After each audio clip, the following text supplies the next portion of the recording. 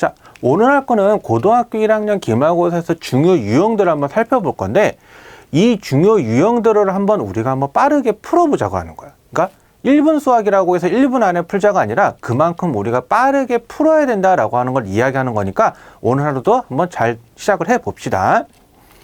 자, 첫 번째 문제는 부분분수인데 부분분수를 풀기 위해서는 기본적으로 우리가 알아야 될 공식 두 가지가 있어. 첫 번째는 뭐냐면 a b분의 1이다 라고 한다면 b 빼기 a분의 1에 a분의 1 마이너스 b분의 1을 하는 공식이 하나가 있고 또 하나는 뭐냐면 a b분의 c 그러니까 b 마이너스 a분의 c 곱하기 a분의 1 마이너스 b분의 1이라고 말할 수 있는 공식을 하는데 이게 가장 기본적으로 말하는 부분분수의 공식입니다. 그래서 이 문제를 풀기 전에 꼭 알아야 되는 공식은 이렇게 두 가지니까 꼭 기억을 하세요. 그럼 문제로 들어가 봅시다.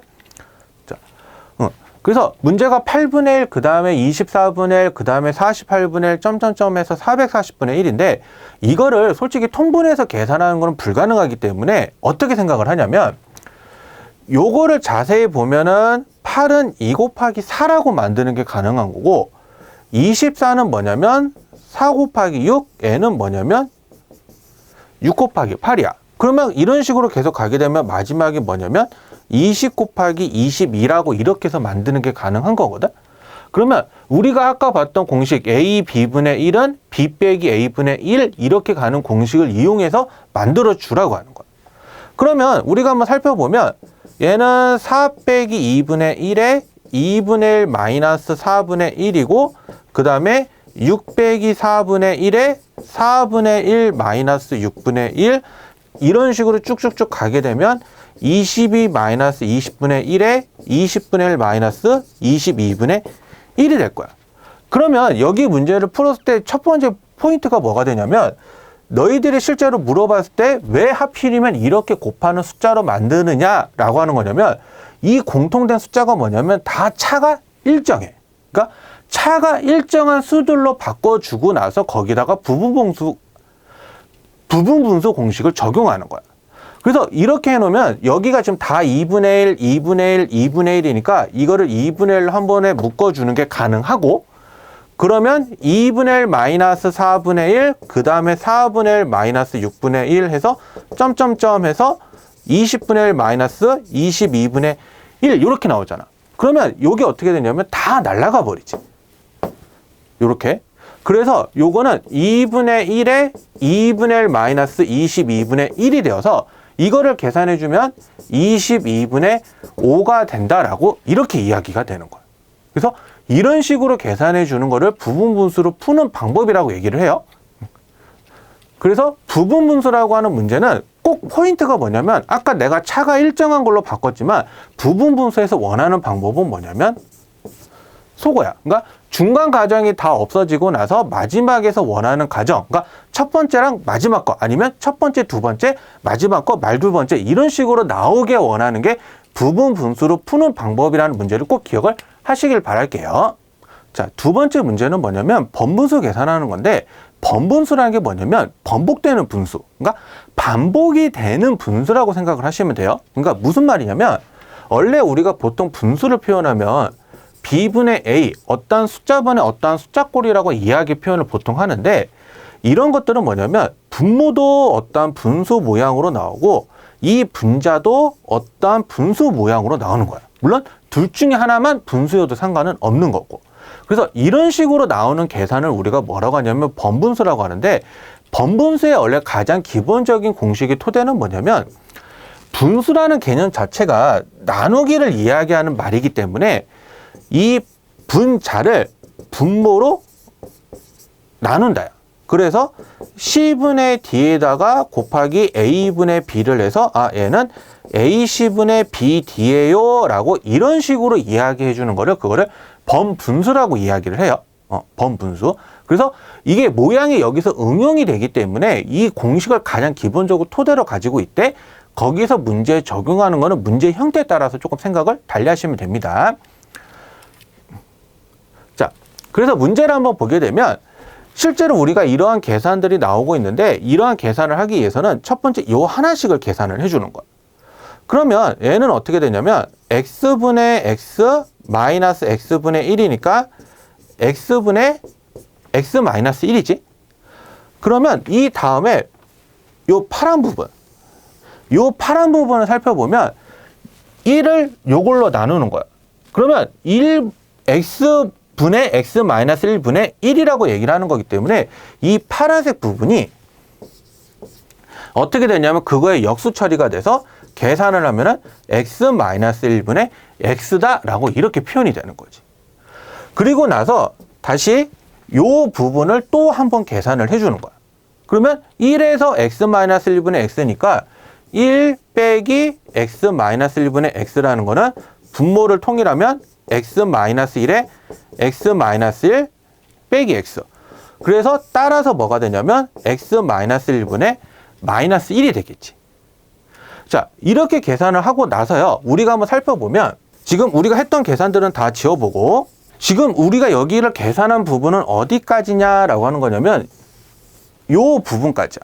그러면 이거를 계산한 게 요거기 때문에 다시 한번 요거를 묶어서 계산을 할 거거든. 그러면 그거에 다시 한번 또 역수가 되는데 마이너스가 만나는 개념이 있어서 총 통틀어서 이 부분이 뭐가 되냐면 1 더하기 x 마이너스 1이다 라고 이렇게 표현이 되는 거야. 그러면 문제는 뭐가 되냐면 이게 x가 되는 거지. 그러면 다 거의 다 계산이 끝났으니까 1 빼기 x분의 1 이렇게 나와서 결과로 쪽을 계산은 x분의 x 마이너스 1이다 라고 이렇게 표현하게 되는 거예요. 그래서 하나씩 이렇게 계산해 주는 과정을 뭐라고 하냐면 번분수라고 해요.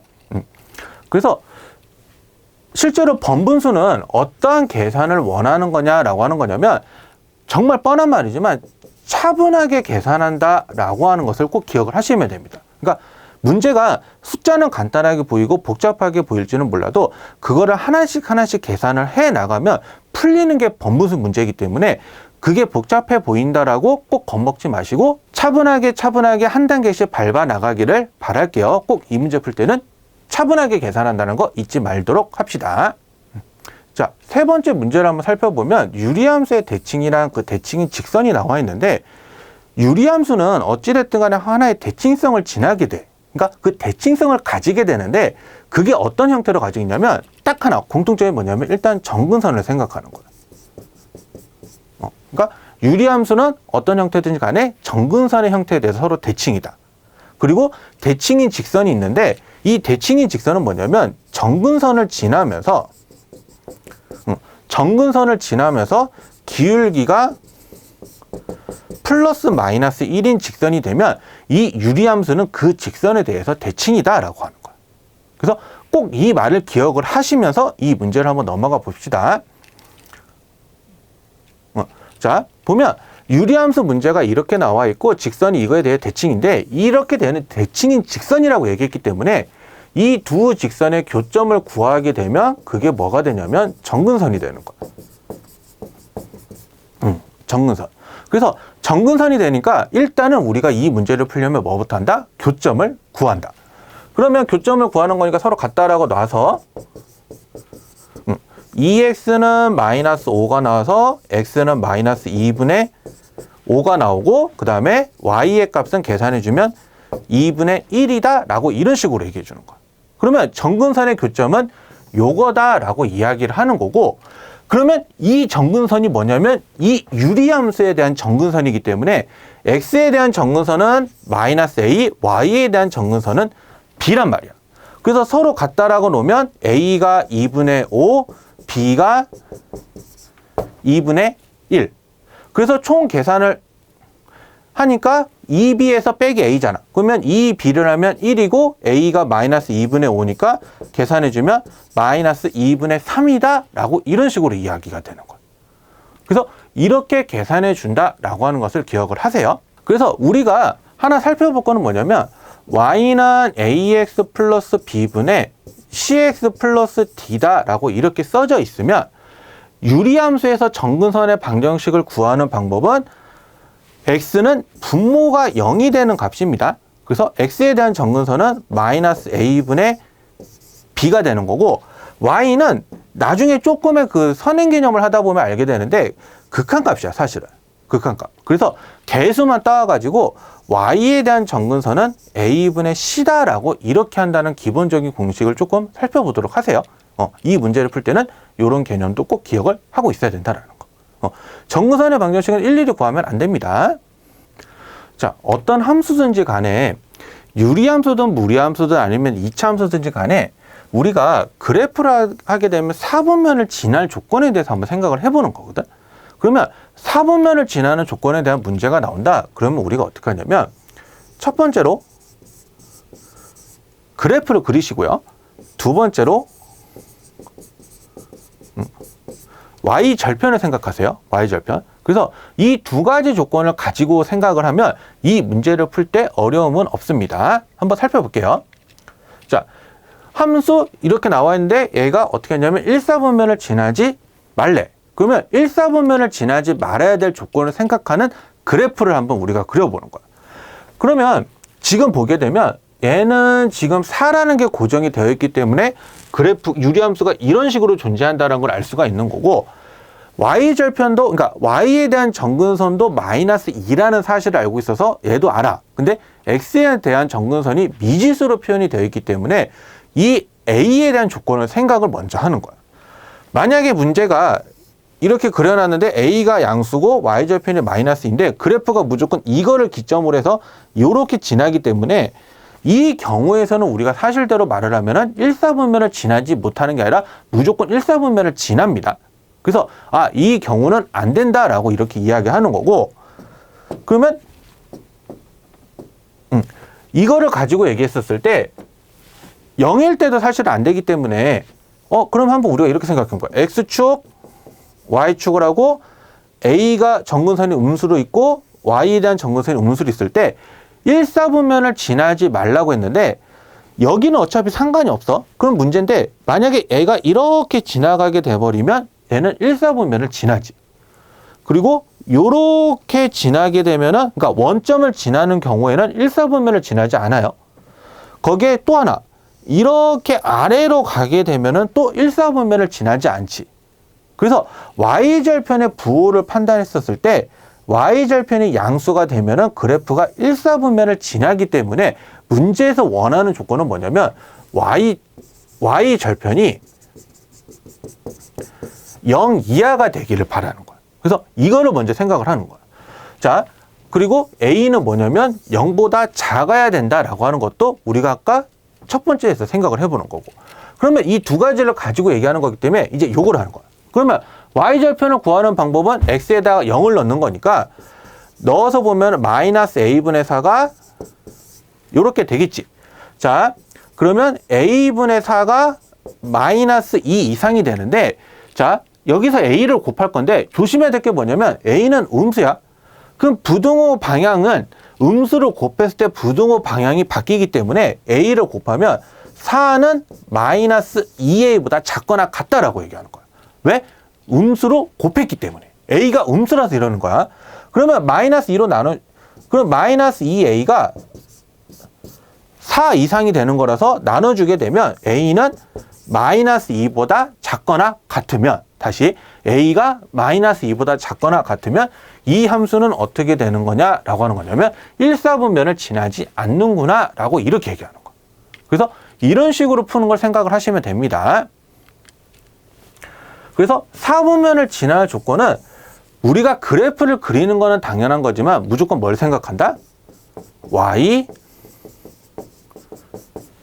절편을 생각한다. 이 방법은 어떠한 함수든지 간에 변함이 없어요. 이 사분면이 지나지 말아야 된다. 이 사분면을 지나야 된다. 라고 하는 조건들은 무조건 y절편에서 결정을 한다라고 하는 것을 꼭 기억하시길 바라겠습니다. 자, 한번 이 문제를 한번 살펴볼 건데, 이제는 뭐냐면 요 함수에 대한 위치 관계야. 그러니까 유리함수든 무리함수든 어찌됐든 위치 관계를 물어보게 되면 이 첫 번째로 해야 되는 포인트는 뭐냐면 항상 그래프. 그러니까 그래프를 그리고 나서 거기에서 판별식을 쓰면 판별식을 쓰는 거고, 아니면 이런 조건이 되겠다라고 하는 것들에 대해서 한번 생각을 하면서 해보면 이 문제가 그렇게 어렵지는 않습니다. 자, 문제를 한번 살펴보면 x의 범위가 2에서부터 6까지 되어 있는데 ax 플러스 1하고 bx 플러스 1. 근데 이 유리함수가 이거 사이에 움직이라고 하는데 일단은 하나 생각을 해보면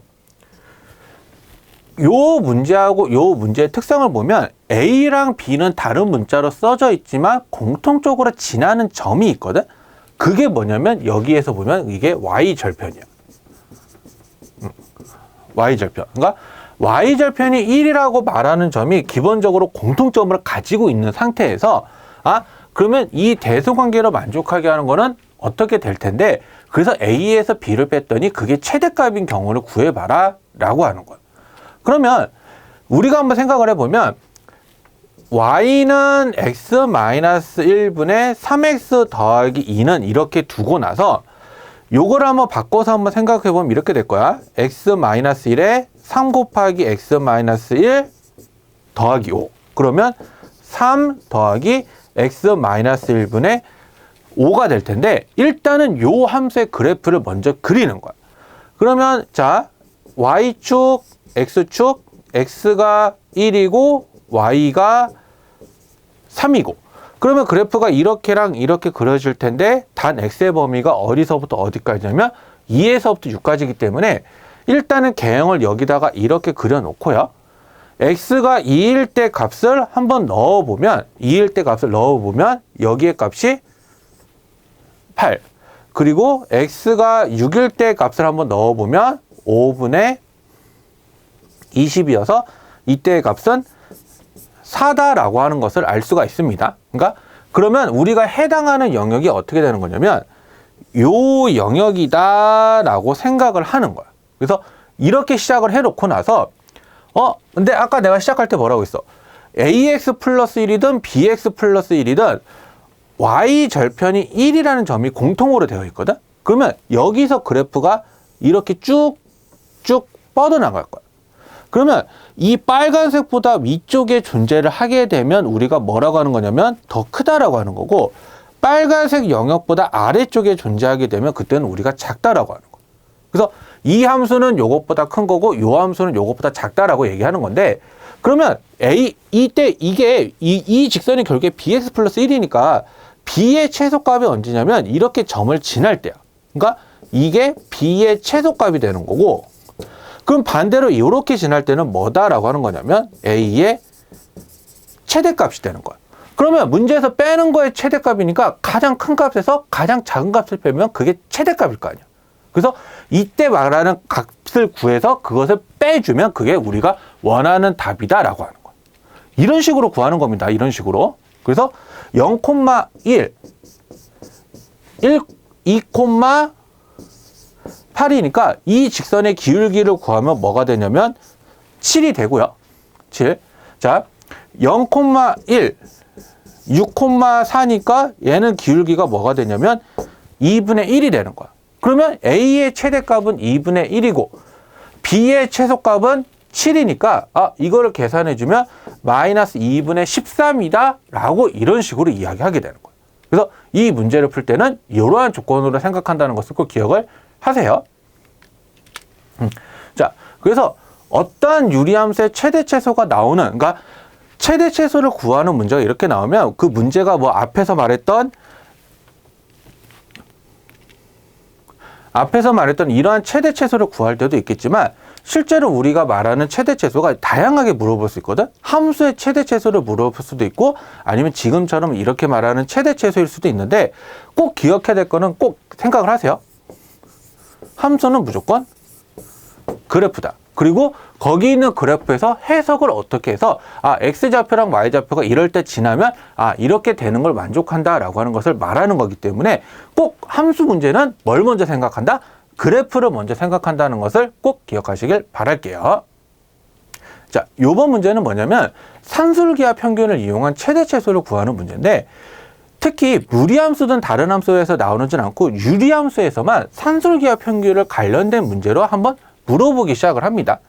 그러면 산술기하 평균을 쓰려면 A가 양수이고 B가 양수이면 A 더하기 B가 크거나 같다 2 루트 A, B가 되는데 여기서 우리가 생각할 때 하나 더 생각하는 게 뭐냐면 단 등호는 어디서 성립을 하느냐? A랑 B가 같을 때, 그러니까 두 변수가 서로 같을 때 성립한다라고 하는 것을 꼭 기억하면서 유리함수의 최대 최소를 한번 들어가 봅시다. 문제를 한번 살펴보면 y는 이렇게 나와 있고 그래프 위의 점에서 정근선에 내린 수선의 발을 P, Q랑 R이라고 할 때, 그래서 함수가 이렇게 해서 존재하는데 그래프 위의 점에서 정근선에 내린 수선의 발을 각각 Q하고 R이라고 하겠대. 그래서 선분 PQ와 선분 PR의 최소값을 물어봤는데 문제에서 이렇게 조건 하나 줬거든. x가 1보다 크다라는 말도 있다라는 거는 양의 값에서만 생각을 하라라고 하는 거야. 그래서 이 함수를 한번 보면 정근선이 1하고 3인데 여기 그래프에서 이렇게 있겠죠? 그러면 임의적인 점을 P를 요구하라고 하면 여기가 뭐 Q, 여기가 R이라고 할 때 이 길이랑 이 길이가 더했을 때 최소가 얼마겠느냐라고 물어보는 거야. 그러면 산술기하의 응용편인데 점 P의 좌표를 내가 T라고 잡으면 Y 좌표는 T-1분의 9 더하기 3입니다. 그래서 요 점, 그러니까 요 선분을 한번 구해보면 이 거리는 뭐가 되냐면 T-1분의 9가 될 거예요. 왜? Q에서 이렇게 내렸는데 Q의 Y 좌표가 뭐냐면 3이야. X 좌표는 T고. 그래서 그 두 점 사이 거리를 구하게 되면 이렇게 나온다라고 하는 거고, 그럼 같은 방법으로 이것도 한번 구하게 되면 Y 좌표가 서로 같은 상태에서 X 좌표만 빼는 거기 때문에 N은 뭐가 되냐면 T-1이 되는 거야. 그러면 이게 T-1 더하기 T-1분의 9인데 T가 1보다 큰 거니까 T-1이 0보다 큰 거죠. 그러면 양수니까 우리가 산술기하 평균을 쓸 수 있다라고 하는 거예요. 그러면 크거나 같다 2 루트 T-1 T-1분의 9가 되어서 총 계산해주면 얼마냐? 6이다 라고 이렇게 얘기가 되는 거야. 이 선분의 길이의 최소값은 얼마냐? 라고 하는 거냐면 6이다 라고 이런 식으로 이야기를 하게 되는 거야. 그래서 이런 식으로 구해주는 문제다 라고 생각을 하시면 돼요. 그래서 유리함수에서 최대 최소라는 문제가 나오면 보통 최대 최소보다는 최소 또는 뭐 최대, 뭐 물어보는 관계식에 따라 다르겠지만 보통 이거는 무조건 뭘 쓴다? 산술기하. 근데 지금은 아까 요 문제를 봤었을 때는 우리가 간단하게 그냥 길이에 대한 최소값을 물어봤기 때문에 이렇게 대답하고 말았지만 만약에 이 문제가 좌표는 언제겠느냐, 이 좌표에 대해서 한번 구해봐라 라고 한다면 우리는 그때는 어떻게 하냐면 아까 잡았던 이 T-1하고 T-1분의 9가 서로 같다라고 하고 나서 거기서 우리가 만족하는 좌표를 구하는 거예요. 그래서 이 물어보는 문제가 단순하게 최소값만 물어볼 수도 있겠지만 꼭 반대로 그럼 최소일 때 좌표는 무엇이겠느냐고 물어봤을 때도 이런 식으로 잡아줘서 생각할 수 있다는 것도 여러분들이 같이 명심하기를 바랄게요. 자, 요번 문제를 한번 살펴보면 이게 좀 어려운 용어를 하나 설명할 건데 무영근이라는 말이 하나 나오게 되는데 무영근이다 라고 하는 말은 뭐냐면 근의 기능을 제대로 하지 못한다 라고 하는 거예요. 무슨 말이냐면 우리가 방정식을 풀었는데 이 보통 근을 구하게 되면 뭐랑 뭐가 나왔어. 그럼 보통 이거 대입하면 다 만족한다고 해서 이걸 우리가 근이다 라고 하는데 이 둘 중에 하나를 대입을 해봤더니 이것은 만족하지 못하네 라고 말할 때 그걸 우리가 무영근이라고 하는 거야. 그러니까 근은 근인데 근의 기능을 하지 못하는 것, 그거를 무영근이라고 하는 거고, 무리함수에서 말하는 위치관계도 항상 이렇게 같이 나오게 되면 우리가 뭘 생각해야 되냐면 판별식을 생각은 하지만 판별식보다 우선순위를 생각하는 게 그래프야. 그래서 우리가 그래프를 가지고 나서 어떻게 되는지를 한번 살펴보는 거야. 자, 문제로 들어가 봅시다. 자, 문제가 이렇게 나왔어. y는 지금 이렇게 나와 있는 무리함수 그래프하고 어떠한 직선이 이렇게인데 서로 다른 두 점에서 만난데 라고 돼 있으면 우리가 보통 만약에 이게 2차 함수였고 직선이었으면 그냥 같다라고 그렇고 풀어서 판별식을 때려버리면 되는 문제가 무리함수이기 때문에 우리가 그러지를 못하는 거야. 그러면 어떻게 하냐면 요 함수의 그래프를 한번 생각을 해보면 요게 이렇게 되지? 이렇게 지나가는 그래프인데 요 함수가 요렇게 되면은 접하니까 뭐가 되는 거냐면 한 점에서 만나는 거고, 요렇게 위로 올라가게 되면은 만나지 않는 거고, 요것보다 살짝 작게 이렇게 해서 그려가게 되면 여기 교점이 생겨서 두 점에서 만난다라고 하는 거예요.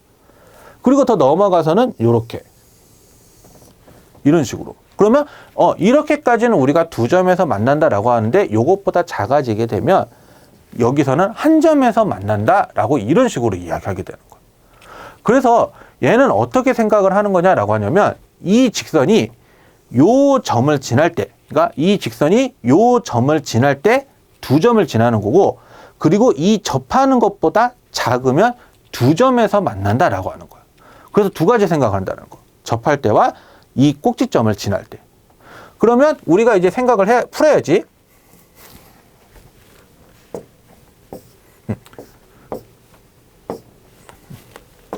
자, 그래서 첫 번째는 뭐냐면 꼭지점을 지날 때이기 때문에 2,0을 여기다가 넣는 거예요. y는 마이너스 x 플러스 k에다가. 그러면 k의 값이 뭐가 나오냐면 2가 나오는 거고, 자, 접할 때라는 말이 나오면 꼭 기억하세요. 판별, 어떠한 함수든지 간에 접한다, 고등학교 1학년 교육과정이다, 무조건 그거는 판별식입니다. 그럼 무조건 판별식. 자, 그래서 루트 4 마이너스 2x는 마이너스 x 플러스 k니까 양변을 제곱하면 4 마이너스 2x는 x제곱 마이너스 2kx 더하기 k제곱. 그러면 x제곱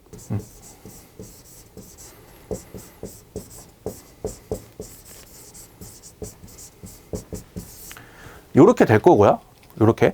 그럼 접하는 거니까 판별식을 쓸 건데 b 프라임 제곱에 마이너스 ac가 되어서 요렇게 될 거예요. 그러면 마이너스 2k 더하기 5는 0이니까 k의 값은 뭐가 되냐면 2분의 5. 그러면 아까 접할 때보다는 작아야 됐고요. 이렇게 지나는 점보다는 크거나 같아야 됐어요. 그래서 k의 값이 2 이상이고 2분의 5보다 작으면 우리는 이럴 때 어떻게 하는 거냐라고 하는 거냐면 실수 k의 값의 범위다라고 하는 거. 그러니까 두 점을 지날 수 있는 범위는 이렇게 된다라는 거. 그래서 이치관계를 물어봤었을 때 가장 많이 하는 그러니까 너희들이 가장 많이 하는 실수가 뭐냐면 그냥 단순하게 판별식만 쓰면 돼, 아니면 이것만 점을 지나면 돼, 이렇게 생각은 하지만 실제적으로는 그래프를 그려보면서 판단을 해야 되는데, 이게 우리가 솔직하게 말을 하면 나도 이제 선생이니까 알잖아. 교육과정상 보게 되면은 1학기 때 이렇게 얘기해. 한 점에서 만난다, 접한다, 동의어로 얘기하지만 무리함수에서는 이거를 서로 다른 말로 생각을 합니다. 다른 말로. 왜 이렇게 되냐면 무형근이라고 하는 그 근의 기능을 상실할 때가 있기 때문에 접한다고 한 점에서 만난다는 우리가 구분을 따로 하셔야 돼요. 그래서 고등학교 1학년 교육과정, 그러니까 다시 얘기하면 고등학교 1학년 교육과정에서 접한다는 무조건 판별식은 0인 거고요. 한 점에서 만난다는 우리가 무조건 판별식을 쓰지는 않습니다. 판별식을 쓰지는. 근데 단 그 이에 다른 함수, 원의 방정식 아니면 위치함수 이런 경우에서는 한 점에서 만난다는 접한다하고 동음 이의어로 써도 상관없기 때문에 그때는 판별식을 쓰지만 무리함수인 경우에만 접한다는 말이 나올 때 무조건 판별식이고요. 한 점에서 나온다라고 한다고 해서 그거를 우리가 판별식이라고 하지는 않는다라고 하는 것을 꼭 기억하시길 바랄게요. 이 유형을 한번 살펴볼 텐데 한번 보면 역함수의 대칭이라는 말이 나와 있는데, 역함수의 대칭이다라고 하는 말은 어떠한 함수다. 근데 역함수가 존재를 한다. 그러면 얘네들은 서로 무슨 관계냐라고 하냐면 y는 x 대칭이다라고 하는 거예요. y는 x 대칭. 그래서 y는 x 대칭 항등함수적인 대칭을 쓰기 때문에 역함수하고 원래함수의 교점을 구하라라고 하는 말은 무조건 어떻게 한다? 원래함수와 항등함수를 서로 같다라고 놓고 일반적으로 푼다라고 이렇게 생각을 하시면 돼요. 일반적으로. 그래서 문제를 한번 살펴보면 지금 함수가 이렇게 나와 있고 역함수가 이렇게 나와 있는데 그것의 교점을 구하래. 그러면 우리가 어떻게 할 거냐면 이 루트 8x-7 빼기 1은 x라고 서로 이렇게 놓고요.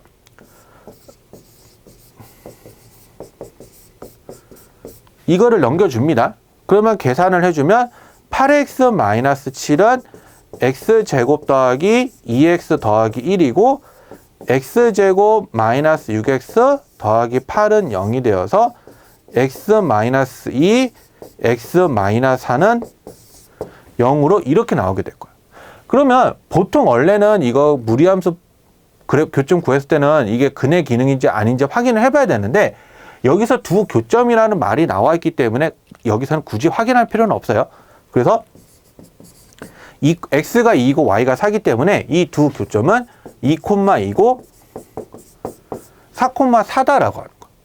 그러면 이 두 점 사이 거리를 구하게 되면 뭐가 나오냐면 2루트 2가 나오게 되는 거예요. 그래서 이 문제는 특이하게 뭐냐면 기억해야 될 거는 이 풀이상에서 기억해야 할 것 두 가지. 원래 함수하고 역함수는 어떻게 한다? 항등함수와 잡아서 한다는 그 방법하고 그 다음에 두 교점을 구했을 때 이렇게 교점을 구하고 나면 근이 맞는지 아닌지 꼭 항상 확인하는 습관을 가지는 걸 꼭 권장하길 바랄게요. 자, 경우의 수에서 집을 방법이랑 집을 금액이라는 말이 나오는데 이거 어떻게 생각을 하면 되냐면 자, 내가 어디에 마트에 갔어. 그래서 1,000원짜리 물건을 샀어. 그래서 1,000원짜리 물건을 내가 지불하는 게 1,000원짜리 한 장을 지불할 수도 있고 아니면 500원짜리 두 개로 지불할 수도 있고 아니면 500원 하나 100원짜리 5개로 낼 수도 있고 100원짜리 10개로만 이렇게 낼 수도 있어. 그러면 이렇게 해서 이 방법을 되게 다양하게 보는 걸 우리가 뭐라고 하냐면 그거를 지불 방법이라고 하는 거고 그 지불 금액이라고 하는 건 뭐냐면 500원짜리 두 개를 했든 내가 1,000원짜리 한 장을 냈든 나는 뭘 낸 거냐면 그냥 1,000원을 낸 거야. 그러니까 금액은 그냥 내가 과정을 무시하고 결과로만 생각을 한다라고 하시면 좀 편할 거고 지불 방법은 그 과정을 한번 살펴보면서 아, 내가 얼마나 세분하게 한번 생각을 해보겠느냐라고 하는 거예요. 그래서 보통 지불 방법의 문제에서 우리가 하는 거는 지불 방법을 원칙으로 하는 건 맞는데 금액인 경우는 방법을 조금 달리해서 물어보는 거예요. 자, 어떻게 하는 건지 한번 살펴볼게요. 100원짜리 동전 1개, 50원짜리 동전 3개, 10원짜리 동전 2개 일부 또는 전부를 사용하여 지불할 수 있는 방법의 수, 지불할 수 있는 금액의 수를 b라고 할 때 a-b의 값을 구하여라 라고 나와 있는데 여기서 보통 이렇게 표현이 되어 있지만 보통 영어는 문제에서 따로 말하지 않는 한은 지불하지 않는 걸로 봐요. 그러니까 경우의 수에서 하나를 빼는 걸 원칙으로 삼습니다. 이건 꼭 알아두세요. 그래서 우리가 일단은 지불 방법을 보면 100원짜리 동전이 한 개가 있기 때문에 사용할 수 있는 게 0개거나 1개거나 그리고 50원짜리도 0개, 1개, 2개, 3개 그리고 10원짜리는 0개, 1개, 2개 이렇게 사용을 하게 되는데 그러면 100원짜리를 선택할 수 있는 방법이 두 가지 50원짜리가 4가지 10원짜리가 3가지야. 그래서 이거를 곱하는 거야. 2 곱하기 4 곱하기 3을 하는데 거기서 어떻게 한다? 빼기 1. 어떤 거? 모두 다 0원인 경우는 하나 빼는 거야. 그러면 이렇게 됐을 때 이 경우의 수가 23이다 라고 하는 게 지불 방법인 거고 이 지불 방법을 가지고 이야기를 하면서 어떻게 표현하냐면 지불 금액인 경우는 우리가 어떻게 살펴보냐라고 하는 거예요. 그래서 지불 금액이기 때문에 이거는 일단 이거를 다 지우고요.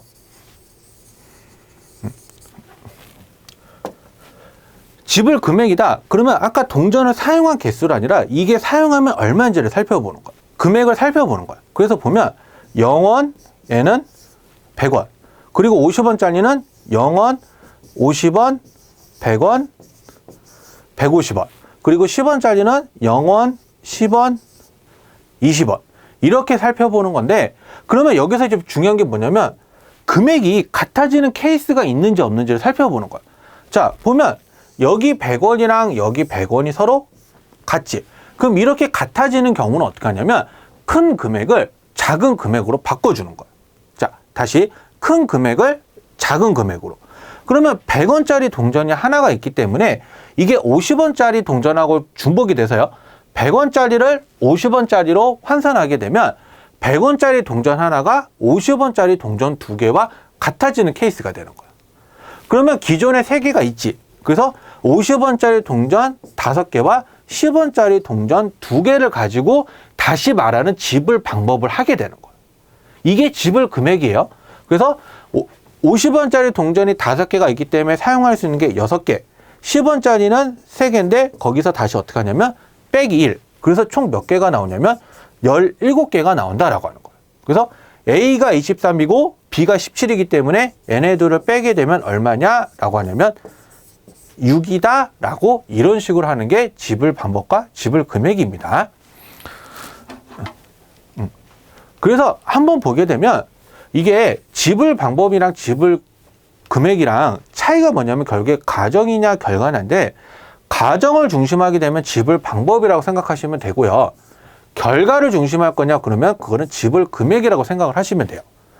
근데 이게 아까는 지금 같은 경우는 그냥 100원에서 50원으로 가는 것밖에 준복이 안 돼서 이렇게밖에 안 했지만, 50원짜리가 준복이 되는 게 아니라 이래서 100원짜리하고 10원짜리가 준복이 되면 100원짜리를 10원짜리로 바꿔야 되는 거고, 만약에 100원짜리에서 50원이 준복이 됐고 50원에서 10원짜리로 이렇게 준복이 됐으면 100원을 50원으로 만들어 놓고 다시 50원을 다시 10원짜리로 만들어야 되는 이중으로 환산하는 단어도 생각을 할 줄 있어야 되는 거예요. 그래서 이렇게 되기 때문에 우리가 방법과 금액을 했을 때, 방법은 그런 거 무시하지만 가정 금액은 이런 거 꼭 생각한다는 것을 꼭 기억하시길 바라겠습니다. 자, 이번 유형을 살펴보면 완전 순혈이라는 말이 나오게 되는데, 이 말이 어려운데 완전 순혈이라는 게 뭐냐면 자기 것을 안 갖는 순혈이라고 생각하시면 돼요. 자기 것을 안 갖는. 무슨 말이냐면, 자, 예를 들어서 네 사람인데 각자 모자를 쓰고 왔어. 그럼 모자의 주인이 있는 거지. 그러면 모자를 바꿔 쓰게 할 건데, 자기 모자를 제외한 다른 사람 모자를 쓸 경우의 수를 물어보는 게 그게 완전 순혈이야. 그래서 이 방법은 어떻게 하느냐라고 하냐면 수형도를 이용한다는 것을 꼭 기억하시길 바랄게요. 수형도를. 그래서 문제를 한번 살펴보면 1, 2, 3, 4를 일렬로 나열하여 4자리 자연수를 만드는데 이것을 만족하래. 그러니까 100이 자기 자리 숫자에 오는 거를 하지 말라는 거거든. 그러니까 이거를 만족하는 게 i가 1, 2, 3, 4이기 때문에 첫 번째 자리 1이 오면 안 되고, 두 번째 자리는 2가 오면 안 되고, 세 번째 자리는 3, 네 번째 자리는 4. 이렇게 오지 않는 거를 우리가 뭐라고 하냐면 그거를 완전 순혈이라고 하는 거야. 다른 말로는 교란 순혈이라고도 해요. 그래서 이거는 어떻게 하냐면 맨 앞자리에 올 수 있는 거를 2라고 잡아두면 이 다음에 올 수 있는 게 1이냐 3이냐 4지. 그리고 나서 3하고 4가 오면 자기 자리이기 때문에 4, 3으로 오는 경우의 수밖에 없다라고 하는 거예요. 그리고 2, 3이면 1, 4가 남는데 그것도 생각해보면 4, 1, 2, 3은 1, 3이니까 남는 게 요렇게. 그러면 2가 왔었을 때 올 수 있는 경우의 수가 3가지가 되는 거고, 그럼 맨 앞자리가 2냐 3이냐 4냐 그 역시도 3가지가 되지. 그래서 이때 경우의 수는 그냥 몇 가지가 되냐면 9가지가 된다라고 이렇게 풀어주는 거야. 그래서 교란순혈은 어떻게 한다? 수형도를 이용해서 푼다. 그러면 실제적으로 우리가 교란순혈이다라고 했었을 때 이거를 일일이 구하는 게 사실은 어렵거든요. 그래서 보통 어떻게 하냐면 외우게 하는데, 보통 많아봐야 한 5개까지, 그러니까 5명까지인데 이거 원리를 조금 잘 알아두고 기억을 하세요. 무조건 이게 이 경우의 수는 이거다라고 생각하시면 안 되고, 만약에 한 사람이 있으면 자기 것을 가져갈 수 있는 경우의 수가 하나밖에 없죠. 그래서 한 사람일 때는 0개다라고 하는 거고, 두 사람이면 서로 맞바꾸는 케이스이기 때문에 이때는 하나밖에 없다라고 해요. 그리고 세 사람이면 그 케이스를 생각해 보면 2개가 되는 거고, 네 사람이면 지금 방금 구했던 9개가 되는 거고, 5사람이면 같은 원리로서 생각을 하는데 이게 44개가 있다라고 하는 거예요. 자, 공식은 이렇게 되지만 이 공식에서 응용을 해서 보통 물어보기 때문에 공식만 따박따박 기억하지 마시고, 왜 이게 이렇게 나오는지는 한번 여러분들한테 한번 과제를 한번 내볼 테니까 꼭 한번 더 풀어보세요. 자, 요번은 문제를 한번 보면 순열의 개념하고 이웃하지 않을 때라고 하는데, 순열이라고 하는 게 뭐냐면 뭐의 줄임말이냐라고 하냐면 순서대로 뽑아서 나열이야. 그러니까 뽑되 이거를 나열하는 게 순열인 거고, 거기에 플러스 조건으로 뭐가 있냐면 이웃하지 않을 때는 어떻게 우리가 생각을 해보냐라고 하는 거야. 그래서 한번 문제로 들어가 보면 어느 산악 동호회에서 남자 2명, 여자 3명이 일렬로 서서 지리산을 등반하려고 하는데 남자끼리는 이웃하지 않게 하래요. 그러면 문제를 시작할 때는 어떻게 하냐라고 하냐면 이웃해도 되는 게 뭔지 생각을 하는 거야. 자, 남자가 이웃하지 말라고 했으니까 여자는 이웃해도 상관없죠. 그래서 여자를 먼저 세웁니다. 여자를. 그러면 남자를 여기 사이 공간에 넣어버리게 되면 남자끼리는 붙지 않을 거 아니야. 그래서 4개의 공간 중에 남자를 집어넣을 2명. 근데 집어서 바뀌기 때문에 나열이야. 그래서 4P2가 되는 거고, 여자가 3명이 나열이 돼야 되기 때문에 여기다가 곱하기 3팩을 해주는 거야. 그래서 총 경우의 수가 얼마냐라고 하냐면 72개다라고 이렇게 얘기가 되는 거야. 그래서 문제를 한번 살펴보게 되면 이웃하지 않는다 또는 이웃이다라고 했을 때 보통 우리가 이웃은 어떻게 하냐면 한 명의 사람으로 보는 게 보통 원칙으로 하지만, 이웃하지 않을 때는 이웃해도 되는 것의 뭔지를 생각해 놓고 거기서 사이 공간에 이렇게 하나씩 넣어주는 거예요. 근데 이게 바뀌냐 안 바뀌냐에 따라서 추가적인 곱하기가 달라지지만, 일단은 그거를 먼저 구분하는 게 이웃하지 않을 때 구하는 경우의 수입니다. 자, 그리고 요거를 한번 봤을 때 우리가 문제를 보고 이게 순열인지 조합인지 한번 생각을 해봐야 되는데, 순열이다, 이게 조합이다 라고 하는 구분이 이겁니다. 단순하게 뽑아내는 거면 이거는 조합이에요. 조합. 근데 나열을 생각을 하래요 라고 한다면 이거는 순열인 거야. 여러분들이 가장 기억해야 되는 순열과 조합의 차이는 이겁니다. 순서를 생각을 하느냐 안 하느냐. 그러니까 순서를 생각한다는 건 자리가 바뀌는 걸 얘기하는 거고요. 순서를 생각하지 않는다는 건 자리가 바뀔 필요가 없다라는 거야. 그래서 자리가 바뀔 때는 순열, 자리가 바뀌지 않을 때는 조합. 자, 문제를 보면 어른 5명, 어린이 6명인데 어른 1명과 어린이 2명을 뽑아. 그러니까 여기까지는 뭐냐면 조합으로 생각을 하셔야 돼요. 조합. 왜? 뽑는 거잖아. 나열이 아니잖아. 그리고 나서 그 3명을 일렬로 세우겠대라고 하는 게 뭐냐면 이게 순열인 거야. 그래서 문제에서 이거를 구분을 하셔야 됩니다. 문제에서.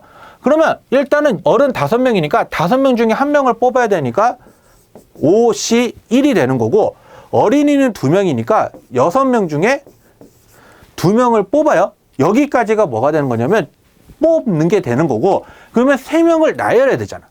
그럼 3명을 나열하는 거니까 여기다가 뭐가 들어오냐면 곱하기 3팩이 들어오는 거야. 그래서 기억을 하세요. 뽑는다, 조합, 나열한다, 순열. 팩토리얼도 순열입니다. 그래서 5 곱하기 15 곱하기 6이니까 총 계산해주면 얼마다? 450. 450.